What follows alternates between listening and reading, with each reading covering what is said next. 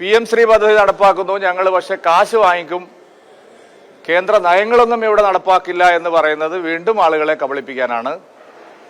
മോദി സർക്കാർ ആവിഷ്കരിച്ചിട്ടുള്ള ദേശീയ വിദ്യാഭ്യാസ നയത്തിലെ എല്ലാ വ്യവസ്ഥകളും ഈ സർക്കാരിന് നടപ്പാക്കേണ്ടി വരും.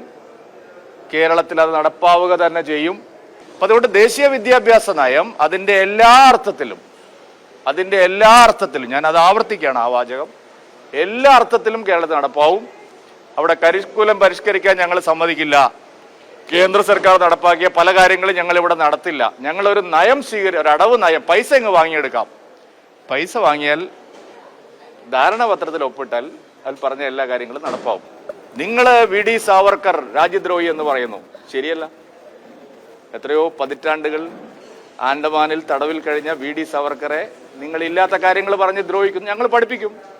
ഇനി ഒന്നുകൂടി ഞാൻ പറയാം, ഡോക്ടർ ഹെഡ്ഗേവാർ, പണ്ഡിറ്റ് ദീൻദയാൽ ഉപാധ്യായ, അവരൊക്കെ പാഠ്യപദ്ധതിയുടെ ഭാഗമാവുന്നു.